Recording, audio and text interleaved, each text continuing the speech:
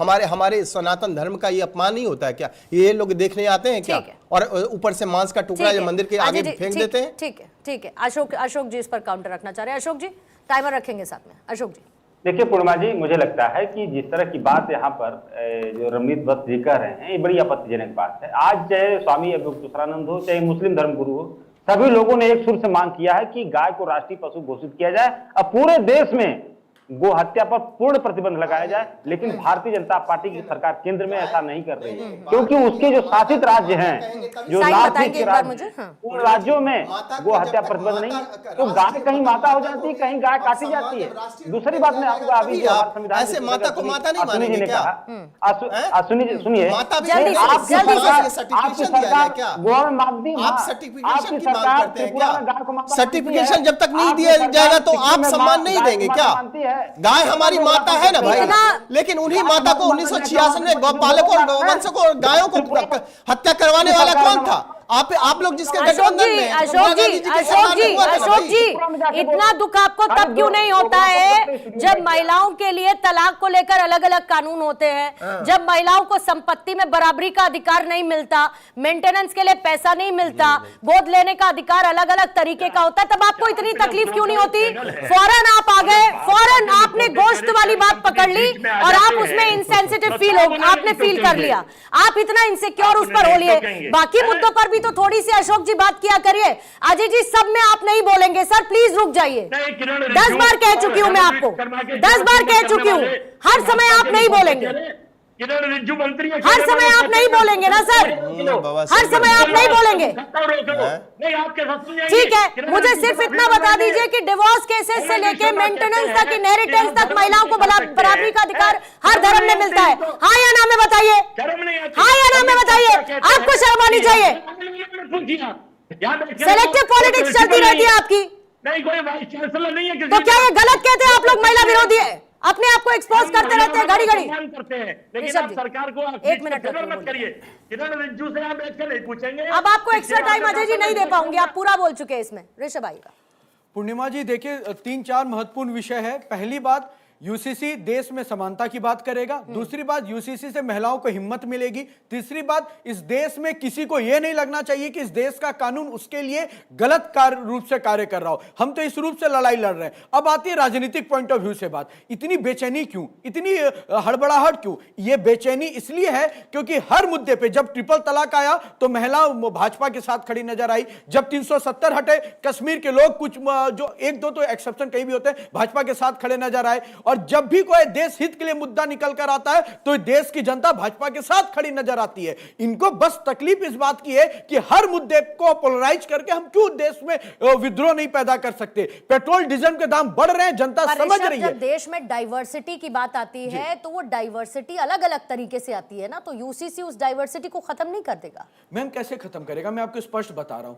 सबसे बड़ा कंफ्यूजन का सेक्टर कहां पे लेकर आते हैं ये लोग? जाति पे। और जाति पे जब SC/ST की बात करते हैं उस पर गवर्नमेंट ने क्लियर तौर पे कह दिया है। और जहां तक आप स्टेट पॉइंट ऑफ व्यू की बात कर रहे हैं, असम के अंदर समीकरण बहुत डिफरेंट थे मैम, और वहां पे लागू करना असम की डिमांड है, जनता की डिमांड है, और उसी जनता जिसने भाजपा को पुनः चुना है। तो हम पे विश्वास है तो हम योजना लेकर आ रहे हैं। आप पे विश्वास रहता तो आपको चुन के आती ना साहब, चुन के तो आती नहीं है, तो बकर बकर करते रहे। रोज बोलो, झूठ बोलो। 30 सेकंड बहुत पुराना है, बहुत पुराना है, इसको कुछ नया लाइए, कुछ नया बनाइए। जनता सुनती नहीं है, कैसे बेशर्म टाइप बैठ जाते हैं हर बार एक ही झूठ बोलकर।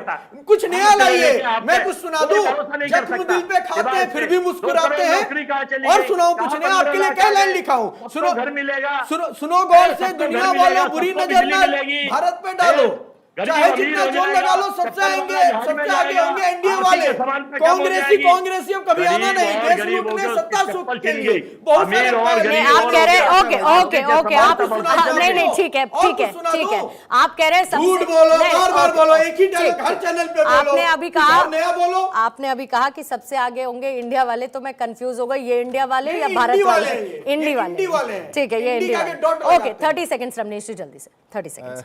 अजय जी, काला कौवा की तरह जिस तरह से आप रमनीश नहीं, ये सही नहीं, मैं कहना चाहता हूँ कि जिस तरह से लगातार ये बोल रहे हैं सही नहीं है। देखिए, देश विविधता वाला देश है और इस विविधता में ही संस्कृति हो सकती है, लेकिन न्याय में नहीं। और बात करूं कि ये जब यूसीसी की बात करते हैं तो सोशल रिफॉर्म की बात करते हैं, और मुझे लगता है सोशल रिफॉर्म की जब बात आती है तो पूरा देश खड़ा हो जाता है, जैसा कि धारा 370 में हुआ, ट्रिपल तलाक के मामले में हुआ, और जो हमारा 500 साल का लंबा एक अंतराल में राम मंदिर है उसको भी हम लोगों ने बनाया। तो आज देखिए, जहां तक बात है कि ऑलरेडी गोवा में लागू है, उत्तराखंड में, असम में, गुजरात में, उत्तर प्रदेश में, मध्य प्रदेश, हर एक जगह में, खास करके बीजेपी शासित प्रदेश है वहां तो बिल्कुल होगा, और वहां पे समान नागरिकता, वहां पे एक ही नागरिकता कानून रहेगा।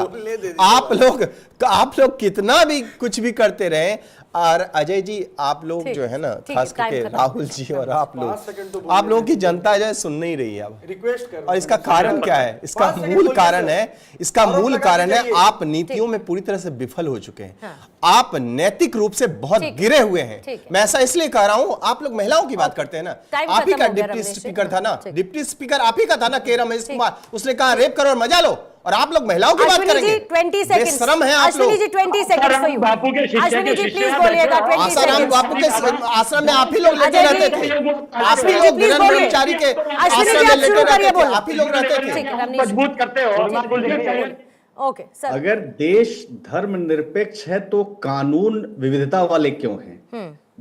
कानून भी धर्मनिरपेक्ष होना चाहिए ना, धर्मनिरपेक्षता तो यूसीसी में ही है। अगर आप कहते हो कि सेक्युलर कंट्री है तो कानून भी सेक्युलर करो, फिर पर्सनल लॉ वाले कानून क्यों देश में चलने चाहिए? सभी भारतीयों के साथ समान व्यवहार होना चाहिए, और यूनिफॉर्म सिविल कोड ही इसे संभव बनाती है। अभी धार्मिक समुदायों के व्यक्तिगत कानूनों में समानता नहीं है। जैसे भारत में हमारे मुस्लिम भाई एक से अधिक विवाह कर सकते हैं, और वही हिंदू उसी असमानता को खत्म करने के लिए, समानता को लाने के लिए यूनिफॉर्म सिविल कोड आना शुरू हो चुका है। और क्या ये समय की जरूरत है देश में कि एक समान कानून पूरे देश में लागू होना चाहिए, और ये तो सिर्फ शुरुआत है। बहुत बहुत शुक्रिया ऋषभ तिवारी आपका, अजय जी आपका भी धन्यवाद, अश्विनी जी, रमनीश वत्स जी, अशोक जी, दहाड़ की चर्चा में आप लोग शामिल हुए।